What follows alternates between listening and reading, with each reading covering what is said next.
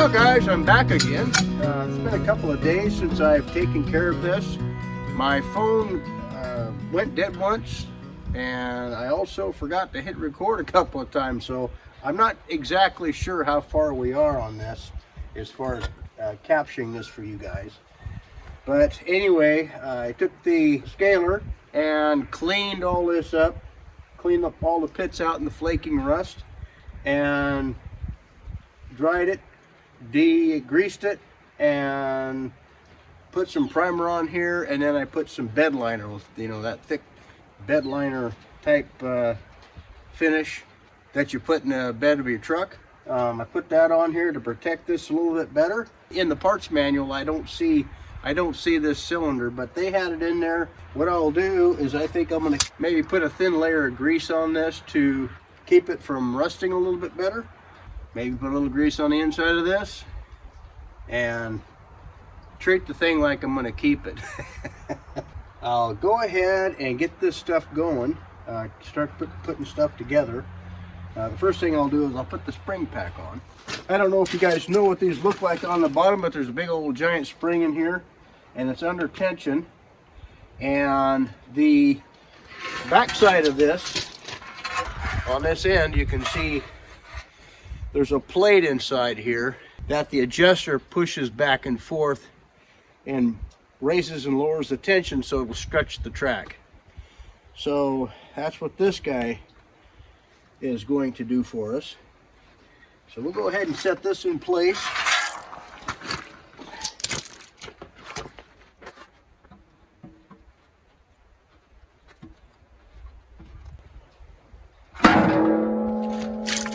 I have some bolts here. I'm just going to replace these, put brand new 3/4 inch bolts in here, a 1/2 inch shank, and just replace them all because the other ones were badly rusted.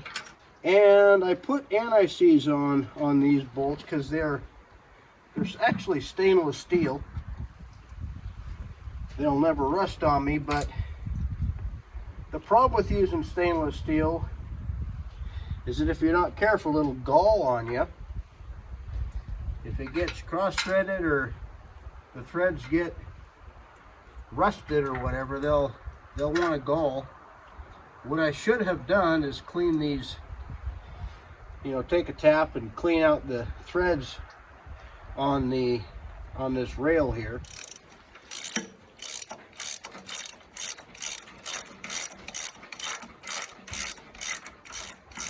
They're going in pretty good, so shouldn't have a problem with galling.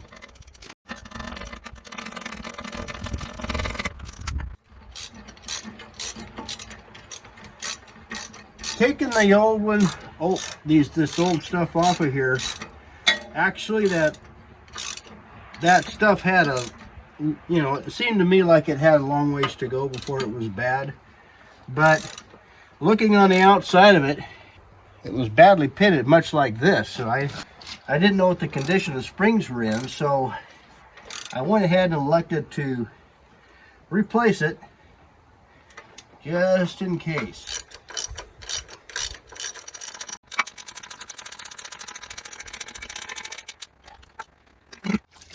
Well, I have this all greased up and ready to put on. On the old one, this was flush with the back side of this, so that's what we're going to do. We're going to make it the same as it was before. Well, I just discovered that this is bulkier or heavier duty built than the old one. So with that being said, this bolt won't slip all the way through there, so I'm going to have to buy a new bolt for this.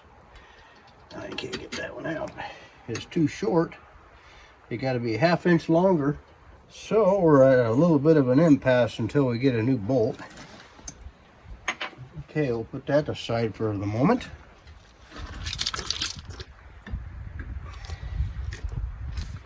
And I figure I'll just put a light coat of grease on this. I could have done that with the bottom of this too. I did say light coat of grease, didn't I? Yeah, I'll put some on here. It might be kind of foolish, I don't know. And I thought I would do that on this inside of this and give it the best chance of surviving out here in rain country. Okay, here we go. Put this in.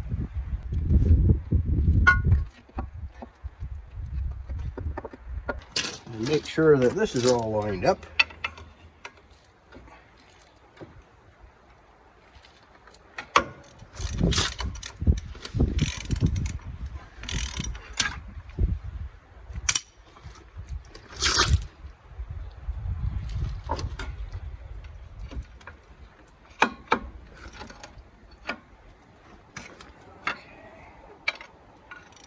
Lined up square to where it ain't cross-threading.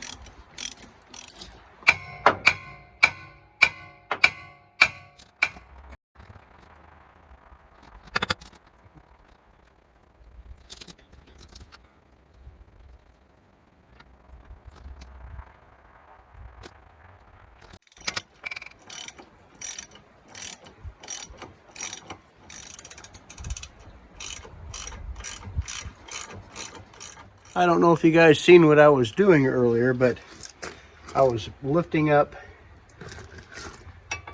this whole deal here so I can slide that cylinder back into this piece in here. I had to pry up a little bit just to get it inside. So that's what I was doing with the pry bars. Now, I have all my equipment in different spots. Not on site here. I have them someplace else, helping with the foundation. So I don't have my telehandler here. I don't have either one of my tractors here. So I wonder if I get this track back together somehow by hand by using a come along or some kind of other device. Well guys, I'll be back here in a little bit. Run to the store and get a bolt that's about 1/2 inch to 3/4 inch longer than this, and just get a new nut and put on here. Okay, back from the store. I put a little bit of NICs on the bolt here.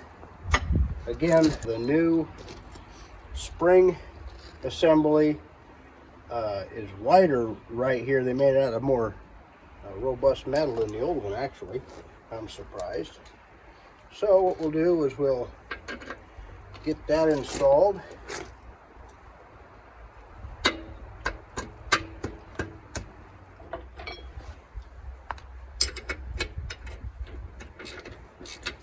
Okay, now comes the fun part.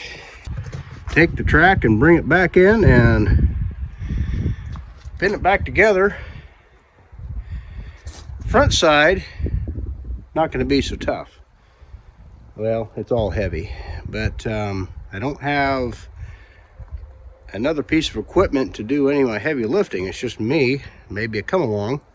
I'm thinking about just backing up the crawler and then tying a rope to the end and bringing it back forward.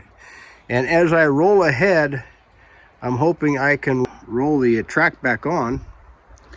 And then the front, you know, as I bring the track ahead, I can just maybe walk it up closer to where it rolls on top of this. And then hopefully I can drag the front part back over the smooth portion of this, and then just drag it back, and then take a come along or a ratchet strap and just draw it together and, you know, fasten the link back together. So here we go. Again, this is the first time doing this, so I have no idea whether or not it's going to work or not. I changed out the tracks on my little rubber tired excavator a while back. It's an 18,000 pound machine. The tracks weighed 1,000 pounds, and I was able to do that by myself, but I actually used the telehandler to help me get that job done. So right now I don't really have any extra equipment sitting around here that I could use. It's all out and about. So I'm gonna go ahead and try to do it the old-fashioned way.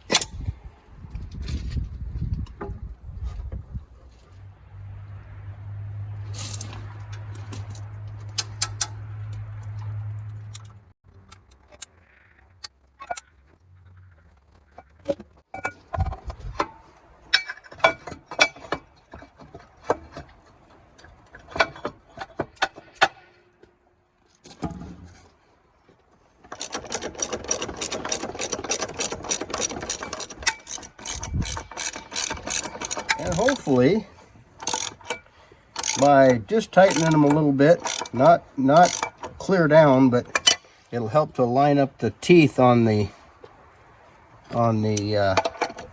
linkage. I did stick a little bit of anti-seize on these. I cleaned up the threads and stuck some anti-seize off camera.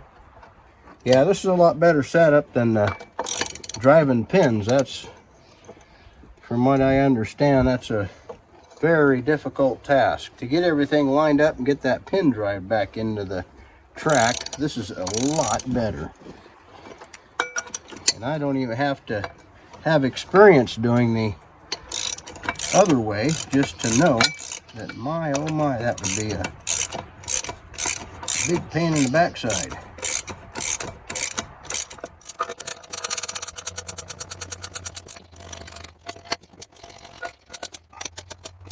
Okay, that's finished. Now we have to figure out how to get that board out of there. If you didn't understand why I put that in there to start with, is to try to get these two jaws lined up as I pull the track together and keep it laying on something instead of just drooping. That was the idea. Now hopefully I can get it out of there. There we go.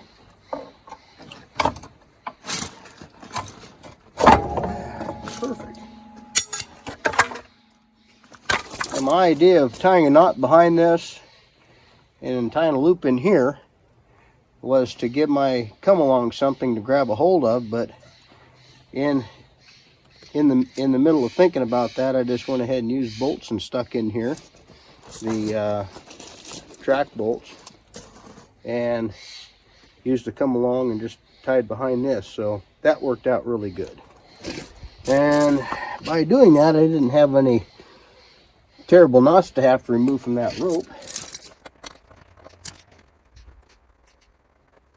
I actually see the track rising. That's a good sign. So that means this piston is pushing against the spring pack. Now they say that an inch to inch and a half sag on the track is proper adjustment. So I think I'll go to 1 inch, maybe even a little bit better than that. Maybe I'll spring them up tight because there's some slack I'll have to take out of this. When it rolls a little bit, there's going to be some slack that works out of the track. So I think if I go to at least 1 inch of sag, then it might be okay. As you can see, I have a long ways to go. It's hard to pump because I'm pulling all the weight. The weight of the track is pulling in, so it's wanting to pull in.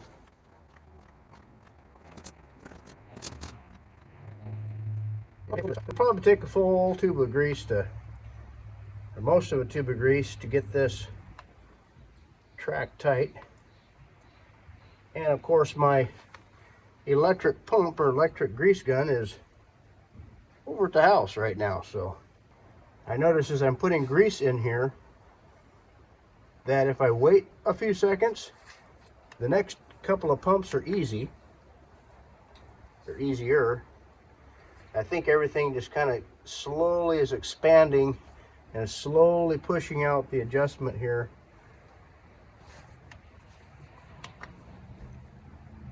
So just a couple of pumps at a time so we don't break something with a grease gun.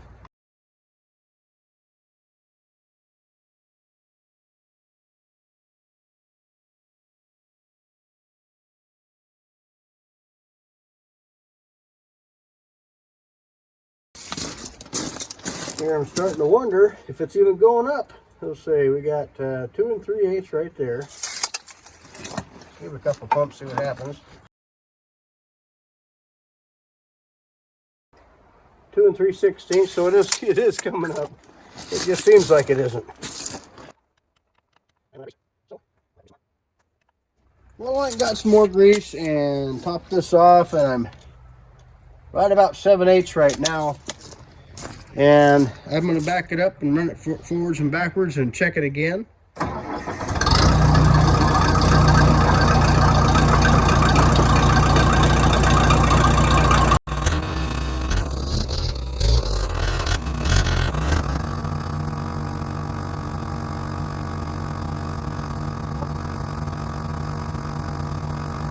It dropped down about 1 1/8 inches, so what I'll do is I'll go ahead and pump that back up to about 1 inch and see how it ends up when I run it back and forth one more time.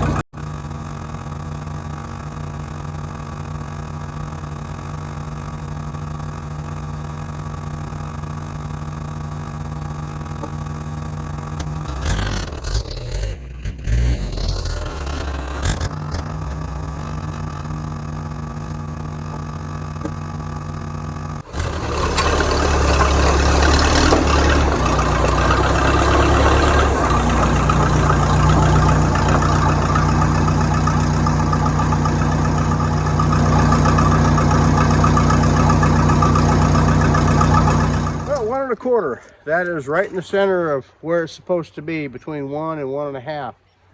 So that's perfect. I'm going to leave it at that. And now I got to do the other side. Doing the other side, I'll obviously do it a lot faster because of some of the things that I learned from this side. Anyway, I hope you enjoyed this and got something from it. Thanks for stopping by. Take care and God bless.